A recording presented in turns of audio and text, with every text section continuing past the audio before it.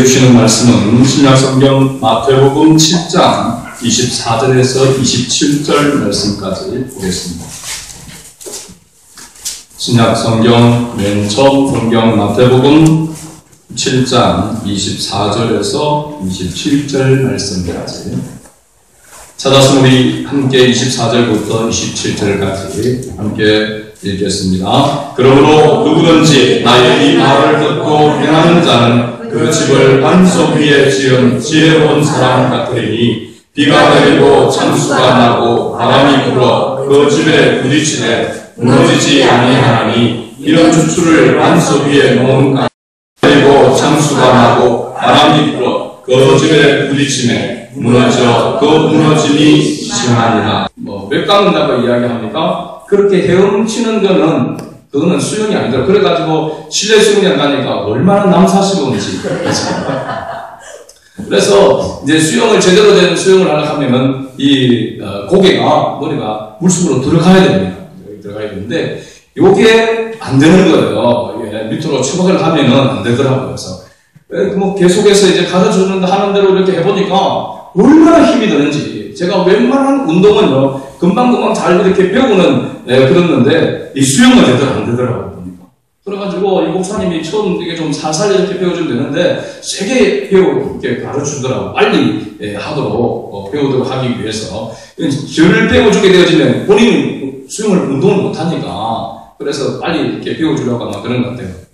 하고 하는데 얼마나 힘이 드는지 그냥 저도 모르게 보니까 막 콧물이 그냥 막 물처럼 줄줄줄줄 흐르는 거예요. 이게 창피하기도 하고. 그런데 이 머리가 들어가기까지가 한 3번째 정도 되니까 이제 머리가 처박해지는데, 머리는 처박해지고 난 다음에 호흡을 해야 되는데 호흡이 제대로 안 되는 거예요. 이게 코로 안 나고 입으로만 이렇게 숨을 쉬어야 되니까. 그래서 참 이게 힘들다, 어렵다라고 하는 그런 생각이 들었습니다. 왜냐하면 원래 제가 처음부터 아예 수영을 하지 못하면, 형도 칠 줄 모르는 것 같으면은 좀 처음 그대로 빨리 배울 수 있을 텐데, 나름대로 제가 헤엄은 잘 치거든요. 헤엄을 잘 치는데 이게 머리는 절대로 안 들어간단 말이에요. 헤엄은. 그죠? 헤엄 치면 이쪽으로 머리 한 번, 이쪽으로 한 번 된단 말이죠. 그러니까 물에 처박아지지는 않거든요. 그런데 이 수영은 반드시 머리가 물에 들어가고 이렇게 해야 자세가 나오고 이렇게 되더라고 말이죠. 근데 이것이 얼마나 어려운지. 그래서 이 처음부터 기초를 다진다라고 하는 것이 얼마나 어려운지. 거기다가 자기가 원래 하고 있는 것이, 할 수 있는 것이 있다라고 생각할 때는 더 어렵더라는 것을 제가 동감하게 되어졌습니다. 우리가 신앙생활하는 가운데도 마찬가지입니다. 하나님의 뜻을 따라서 나아가는 것, 그것이 맞다라고 생각하지만 이미 내 것이 되어져 있는, 그죠? 그것을 자기 삶의 그 모습, 그 틀을 깨트리는 것, 내려놓는 것이 너무나도 힘들다라고 하는 사실입니다. 이것이 바로 신앙의 틀을 닦는 것인 것이죠. 이 표만 잘 닦여져 있으면은 그 다음부터는 건물이 든든하게 세워져 갈 수가 있는 것이죠. 대부분의 신앙생활하는 가운데서 많은 사람들이 힘들고 어려운 부분들이 뭐냐면 이 신앙의 틀을, 기초를 제대로 닦지 않고 신앙생활을 하다 보니까 항상 뿌리채, 통째로 이렇게 넘어지는 그런 경우가 많더라는 것입니다.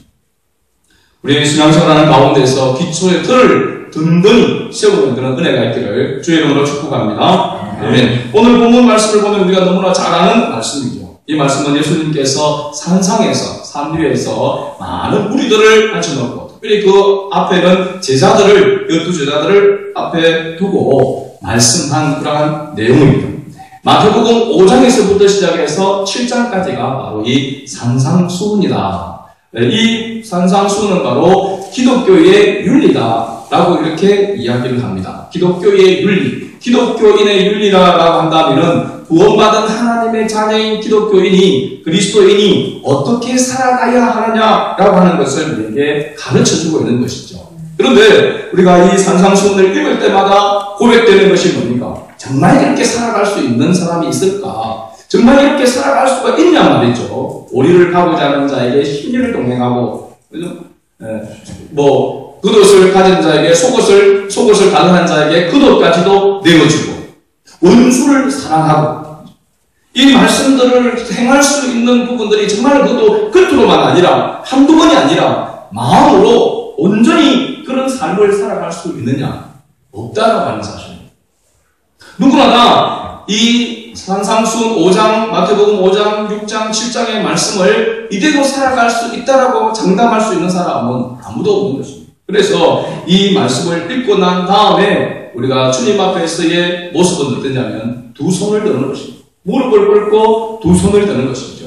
불가능합니다. 항복입니다. 라고 하는 것이 이 산상수훈이 우리에게 주는 메시지입니다.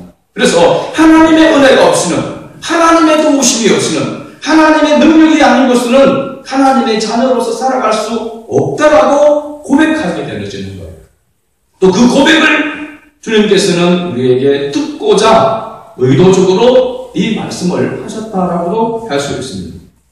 그 말씀 가운데 오늘 이 모든 말씀 가운데 마지막 결론 부분에 이르는 부분이 오늘 우리가 읽었던 본문의 내용입니다. 오늘 본문의 내용은 크게 결론으로 두 가지를 이야기하고 있죠. 지혜로운 자와 어리석은 자입니다. 지혜로운 자와 어리석은 자. 지혜로운 자, 어리석은 자, 어떤 삶을 살아갈 것이냐, 지혜로운 사람으로 살아갈 것이냐, 어리석은 사람으로 살아갈 것이냐 라고 하는 것에 대해서 예수님께서 말씀하고 있는데, 예수님의 의도는 뭘까요? 우리가 어리석은 사람으로 살아가기를 원할까요? 지혜로운 사람으로 살아가기를 원할까요?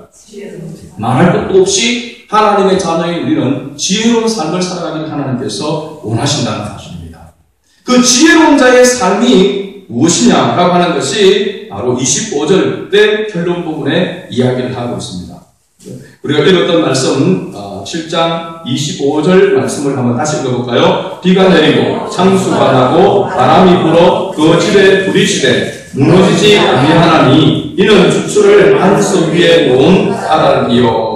할렐루야. 주추를, 기초를 말합니다. 기초를 반석 위에 놓은 사람이 바로 어떤 사람이다? 지혜로운 사람이다 라고 이렇게 말씀하고 있습니다. 지혜로운 사람과 어리석은 사람의 차이가 주추를 어디에 놓느냐라고 하는 것에 따라서 지혜로운 사람이고 어리석은 사람이라고 이렇게 이야기를 하고 있는 거죠. 앞서 말씀드린 이 주추는 바로 기초를 이야기하고 있고, 반석은 예수 그리스도를 이야기하고 있습니다. 반석은 예수 그리스도. 반석이 예수 그리스도라고 이야기하고 있는 것은 우리가 잘 아는 마태복음 16장에서 살펴볼 수 있습니다. 예수님께서 제자들과 무리들을 앉혀놓고 말씀하시면서 인자가 누구라고 하느냐, 사람들이 인자를 누구라고 하느냐, 예수님 자신이 누구라고 이야기하느냐 라고 이렇게 질문을 던지게 되었죠. 그러니까 이야기하기를 들으는 어떤 사람들은 세례 요한이라고 합니다. 또 들으는 엘리야라고 합니다. 선지자 가운데서 능력을 발휘했던 엘리야 선지자. 그 다음에 어떤 이는 예레미야, 눈물의 선지자 예레미야라고 합니다. 또 어떤 사람들은 선지자 중에 하나라고 합니다. 라고 그렇게 제자들이 대답합니다. 그런데 예수님께서 핵심 멤버인 제자들에게 너희는 나를 누구라고 생각하느냐? 라고 이렇게 질문을 던지게 되죠. 그때 시몬 베드로가 이렇게 대답합니다. 주는 그리스도시요 살아계신 하나님의 아들이십니다. 라고 대답합니다. 베드로가 이거 모처럼 똑똑한 소리를 이렇게 한 거죠. 그래서 예수님께서 베드로를 칭찬하게 되었습니다. 그 칭찬하면서 예수님께서 하신 말씀이 17절에 나옵니다. 예수께서 대답하여 이르시되 바요나 시몬아 네가 복이 있도다. 아멘. 이를 네게 알게 한 이는 혈육이 아니요 하늘에 계신 내 아버지십니다.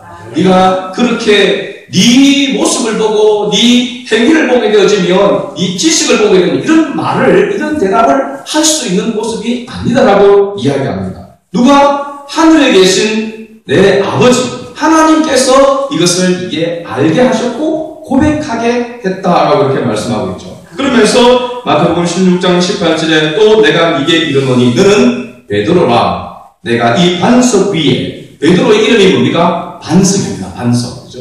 반석 위에 내 교회를 세우리니 음부의 권세가 이기지 못하리라.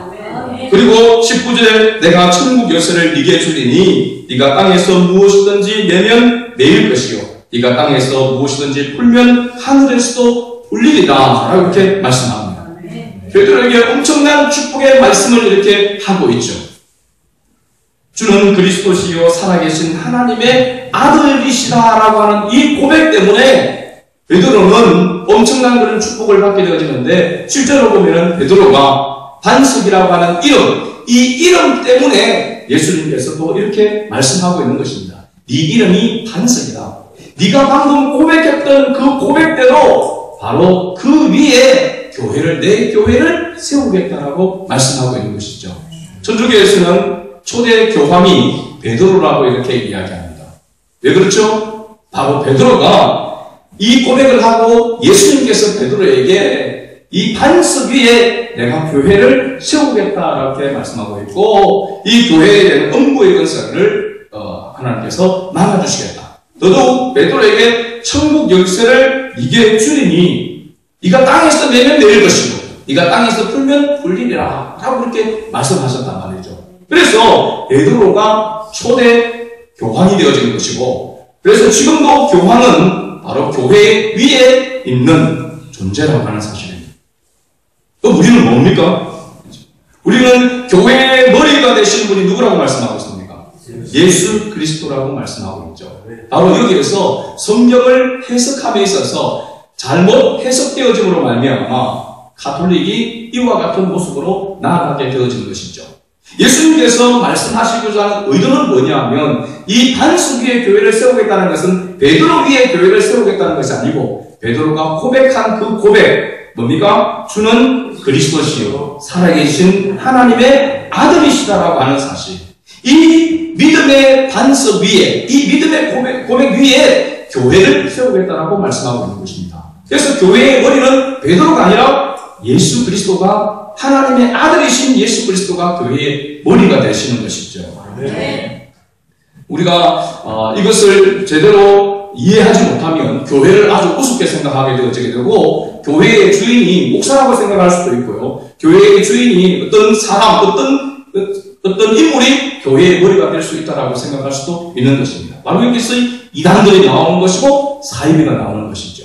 교회의 머리는 영원 불변의 진리로 예수 그리스도인 줄로 믿습니다. 네. 이 신앙의 고백 위에 교회를 세우고 이 신앙의 고백을 하는 자마다 복의 사람이 되는 것이죠. 네. 그죠? 매일 매일 것이고 풀면 풀릴 것이다. 이 말은 한마디로 얘기하면 아브라함에게 말씀하는 것과 같은 것이잖아요. 네게 저주하는 자에게 저주하고 네게 축복하는 자에게 축복을 내리겠다고 말씀하고 있는 것이거든요. 그것은 바로 복의 근원이 된다라고 하는 것을 말씀해 주고 있는 것입니다.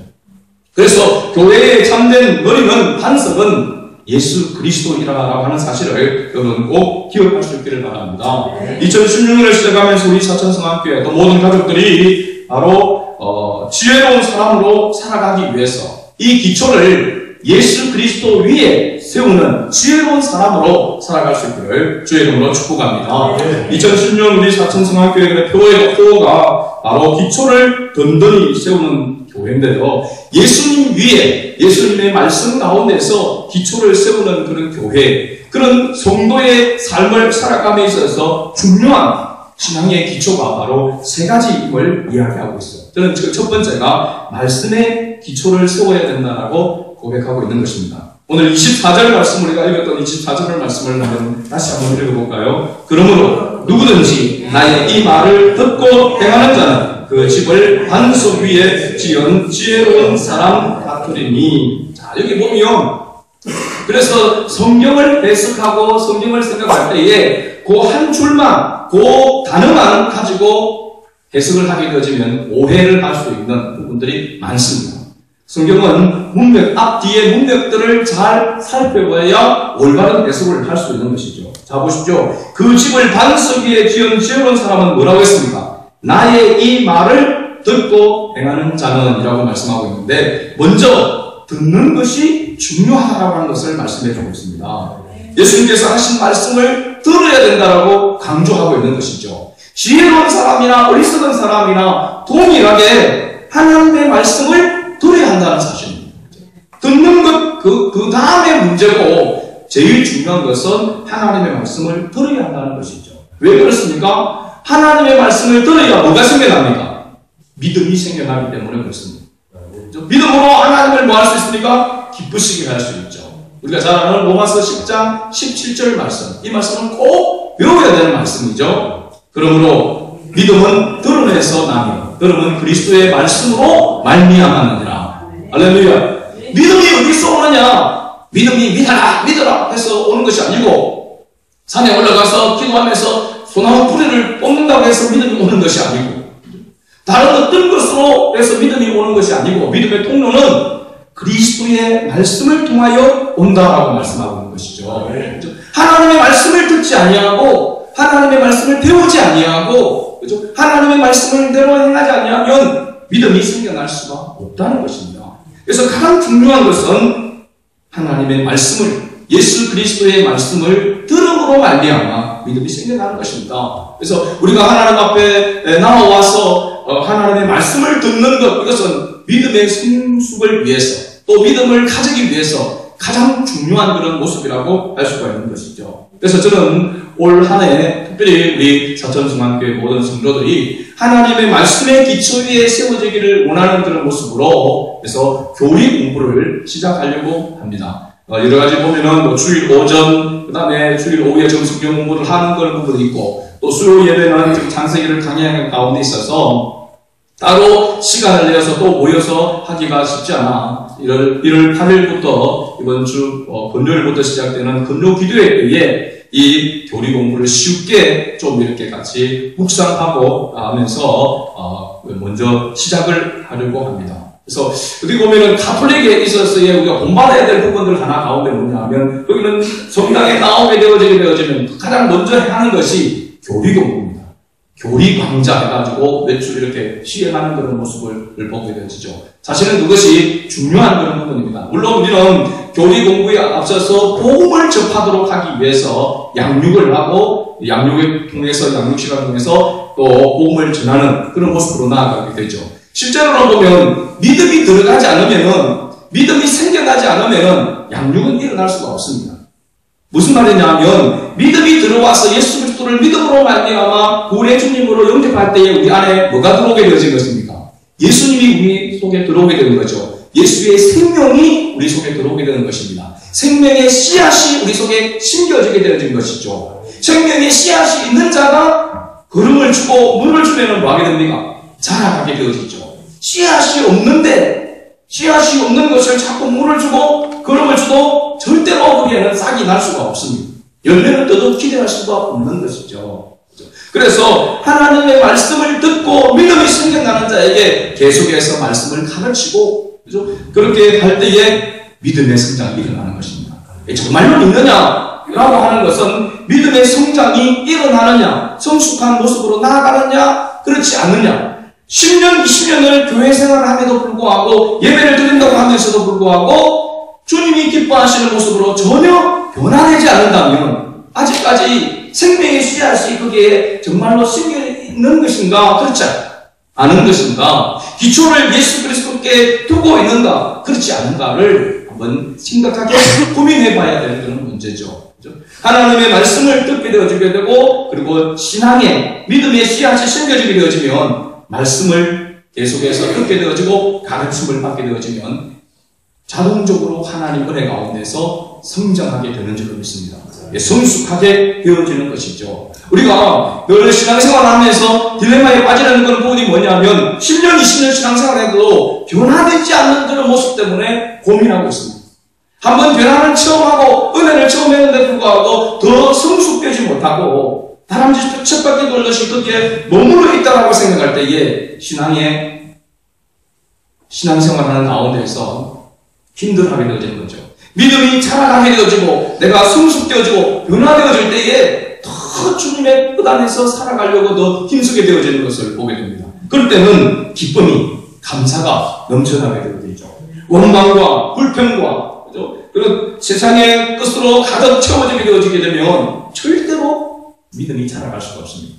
예수님께서 말씀을 씨앗에 비유할 때에 그 씨앗이 떨어질 때에 옥토에 떨어지는 그 씨앗만이 열매를 맺고, 그죠?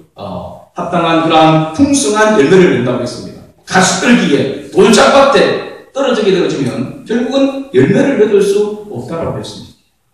우리의 신앙의 기초를 주님의 말씀 가운데 두게 될 때에 하나님 은혜 가운데 우리의 신앙이 성숙되어져 갈 줄로 믿습니다. 그래서 올해 한 해 동안 말씀을 더 사모하고 말씀을 듣기를 더 힘쓰고 또 공부하기를 더 힘쓰고 말씀의 공부를 더 힘쓰고 여러분 생활 속에서도 말씀으로 더 큐티하고 그죠? 말씀을 더 많이 대하는 그런 은혜가 있기를 바랍니다. 그래야만 우리의 신앙이 하나님께서 기뻐하시는 모습으로 나아갈 수가 있는 것이죠. 두 번째 기초는 예배의 기초를 세워야 한다는 사실입니다. 예배에 대하여 우리가 더 이상 말씀드리지 않아도 잘 아시겠지만은 그래도 중요한 것이기 때문에 한 번 더 강조를 하려고 합니다. 사실 우리가 드리는 예배는 두 가지 이유 때문에 우리가 예배를 드린다라고 할 수 있습니다. 많은 이유가 있겠지만은 중요하게 두 가지 이유인데 하나는 뭐냐면 하나님께서 우리를 예수 그리스도로 말미암아 하나님의 자녀 삼아 주신 것에 대한 반응으로 예배하게 되어지는 것입니다. 그러면 참된 예배자가 누구냐? 하나님의 은혜를 입은 자, 예수 그리스도로 말미암아 죄 사함의 은혜를 입은 자가 하나님을 예배할 수 있다라고 하는 사실입니다. 참된 예배자는 하나님의 은혜를 깨닫고 특히 대속의 은혜, 죄 사함의 은혜를 깨닫는 자가 정말로 하나님을 예배할 수 있는 것입니다.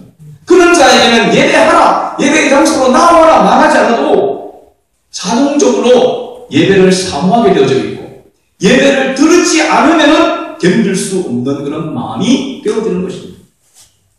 하나님의 은혜를 깨닫고 하나님의 은혜를 받은 사람은 새 생명을 얻은 사람은 이 생명의 주인 되신 하나님을 예수 그리스도를 예배하지 않을 수가 없다는 것입니다. 예배에 어쩔 수 없이 끌려 나오고 마지막에서 끌려 나오는 그런 부분들이 아직도 믿음이 연약해서 하나님께서 베푸신 이 은혜를 온전히 깨닫지 못해서 그런 모습이지 이 은혜를 깨달으면 어떤 상황, 어떤 모습 가운데서도 하나님을 예배하지 아니하고는 견딜 수 없는 그런 마음이 된다니까요.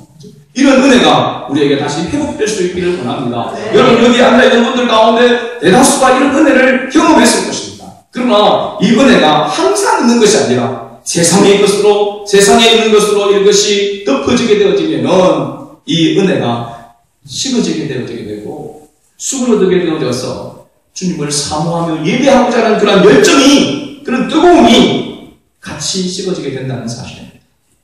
우리가 주님 앞에 예배하러 달려나올 때에 하나님께서 베푸신 그 은혜를 깨닫고 달려나오는 그런 은혜가 있기를 바랍니다. 두 번째는 예배를 통하여 하나님의 말씀을 들을 수 있기 때문에 예배에 참여해야 한다는 사실입니다.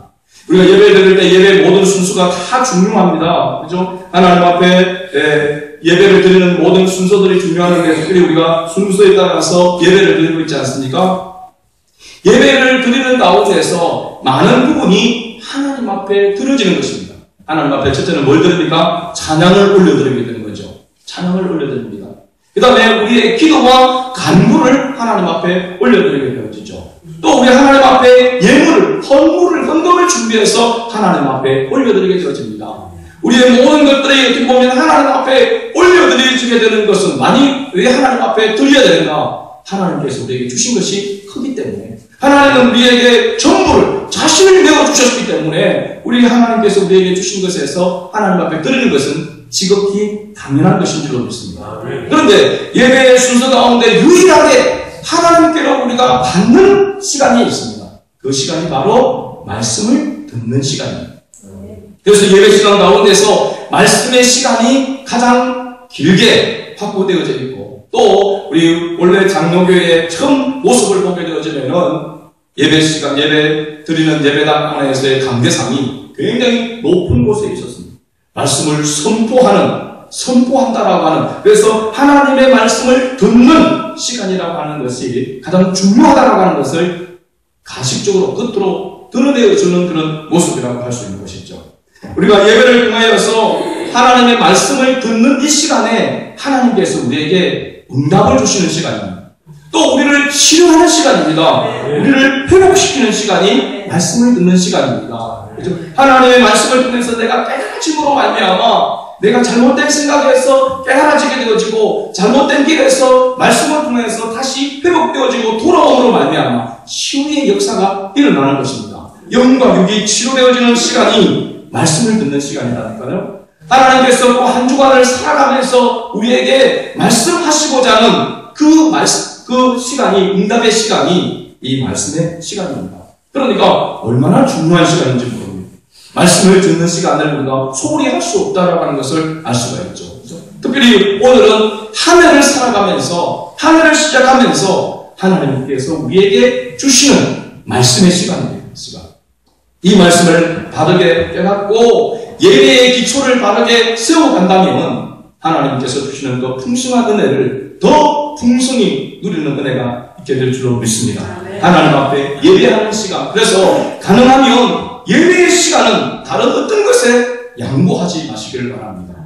예배의 시간은 하나님 앞에 드려지는 시간, 하나님의 은혜를 받은 시간이고 또 받는 시간이고 하나님의 은혜로 말미암아 회복되어지고 치유되어지는 시간이고 새 힘을 얻는 시간이기 때문에 너무나도 중요하다는 사실입니다. 그래서 오늘 한 해 동안에 우리 재직들을 비롯해서 우리 모든 성도들, 어린아이부터 어른들까지 모두가 다 예배의 기초를 굳건하게 세우는 은혜가 있기를 바랍니다. 마지막 세 번째는요, 섬김의 기초를 세워야 한다는 사실입니다. 오늘 본문에 읽었던 말씀 24절과 26절 말씀에 보면은 지혜로운 사람은 말씀대로 행하였고 어리석은 사람은 행하지 아니하였기에 무너졌다라고 기록하고 있습니다. 하나님의 자녀가 하나님의 말씀을 듣고 행하는 삶은 곧 섬김의 삶인 줄로 믿습니다. 하나님의 말씀을 듣고 행하는 삶, 이것이 지혜로운 삶이라고 이렇게 이야기를 하고 있습니다. 그런데 하나님의 말씀을 듣고 행해야 된다라고 하는 것을 모르는 사람은 없고 그렇게 행하기를 원치 않는 사람은 없을 것입니다. 하나님의 말씀대로 행하려고 하는데 왜 행하지 못하느냐? 그 근본적인 이유가 여러분 뭐라고 생각하고 있습니까? 하나님의 말씀을 들었는데 하나님의 말씀대로 행하지 못한다는 거죠. 자, 이게 어리석은 사람도 동일하게 하나님의 말씀을 들었다고 했습니다.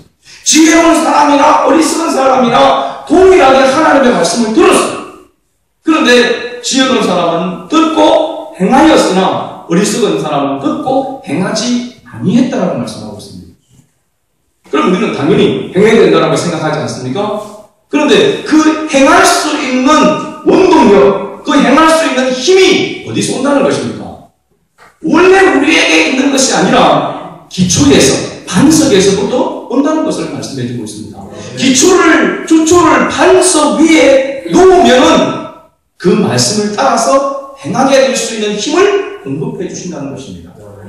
내 마음과 내 생각이 주님께로 온전히 향하여 있고 그것을 목적으로 두고 나아가게 되어지면 하나님께서 그 힘을 공급해 주신다는 사실입니다. 그런데 그렇지 아니하고 기초를 하나님 앞에 반석 위에 놓지 아니하고 자꾸 내 힘으로 행하려고 하니까 못하는 것이고 안 되는 것입니다. 내 의지로 내 힘으로 하려고 하니까 안 되는 것이죠. 되는 듯 하다가 안 되는 것입니다. 작심삼일이 되는 것입니다. 우리 이것을 깨달아야 됩니다. 자꾸 내 의지로 내 힘으로 하려고 하는 것을 주님 앞에 내려놓지 않는 이상 우리는 하나님 앞에 합당한 자녀로 살아갈 수 없습니다. 하나님 내 힘으로는 내 능력으로는 내 가진 것으로는 주님의 영광을 위해서 살아갈 수 없습니다. 여러분 믿으십니까? 여러분 이 고백이 정말 속에서부터 우러나와야 됩니다. 여러분 내가 물질도 있고 내가 힘도 있고 여러 가지 모든 것들을 갖추고 있으니까 하나님의 말씀대로 순종할 수 있을 것 같고 또 하나님의 기뻐하신 일을 할 수 있을 것 같이 보여지지만 아닙니다.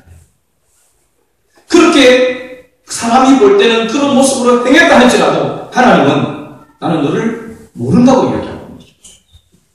하나님의 말씀대로 이 앞부분에 보게 되면 주여 주여 하면서 하나님의 뜻을 대로 행했던 사람들이 있었다고 했습니다. 그런데 주님은 나는 너를 모른다고 했습니다. 왜 그럴까요? 왜 모른다고 해요? 이건 많은 부분은 모른다 할지라도 그래도 네가 힘쓰고 예쓴 부분, 내 마음에 드는 부분은 내가 인정한다. 그게 아니잖아요. 전체를 다 모른다고 했습니다. 왜 그럴까요? 기초를 주님께 두지 않았기 때문에 그렇습니다. 0.001%라도 자기에게서 출발되어졌다, 자기 힘으로 뭔가 할 수 있다고 생각하는 것은 하나님 앞에서는 하나님 노라 아니다라는 것입니다. 온전히 100% 완벽하게 하나님의 이름으로 주님의 뜻을 따라서 주님의 힘으로 이루어지는 것을 하나님께서 받으신다는 사실입니다.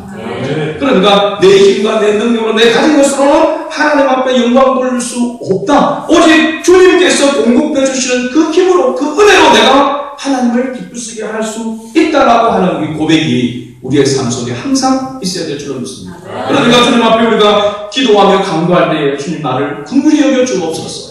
주님 나를 불쌍히 여겨 주옵소서. 주님 나에게 은혜를 주시옵소서. 이게 산상수훈 5장부터 7장까지 가운데서 주님께서 이 말씀을 하시고 이 말씀을 하신 의도가 거기에 깔려져 있는 것입니다. 하나님 내 힘으로는 불가능합니다. 나는 할 수 없습니다. 주님이 힘을 주셔야만, 주님이 공급해 주셔야만 하나님의 자녀로 살아갈 수 있고 하나님을 기쁘시게 할 수 있다라고 하는 것입니다. 우리가 하나님 앞에 이와 같은 모습으로 하나님의 뜻을 다해서 행하는 삶, 섬김의 삶을 실천해 나아갈 때에 하나님께서 기쁘게 받으신 줄로 믿습니다. 이 섬김이라고 하는 것은 어떻게 보면은 마음으로 섬기는 것입니다. 또 그 나아가서는 몸으로 섬기는 것. 우리가 헌신이라고 할 때에 몸을 주님 앞에 드린다라고 하는 그런 의미가 되어지죠. 마음과 몸만이 아니라 또 우리가 하나님께서 주신 물질의 은사로 하나님 앞에 또한 헌신하는 그런 삶이 섬김의 삶입니다. 그럼 이것은 어디에서부터 실천해야 됩니까? 하나님의 말씀을 듣는, 하나님의 말씀을 듣고 은혜를 받는 바로 주님의 몸된 교회 안에서부터 섬김의 삶이 시작되는 것입니다.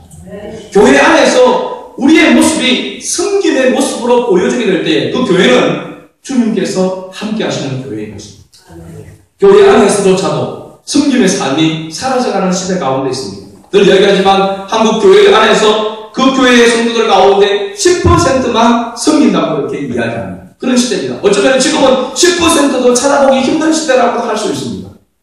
우리가 모든 일에 교회 안에서 자그마한 일에 내가 할 수 있는 그 일들을 섬기며 봉사하고 헌신하는 그런 교회가 건강한 교회요, 섬김이 있는 교회요, 주님이 함께 하시는 교회인 줄로 믿습니다.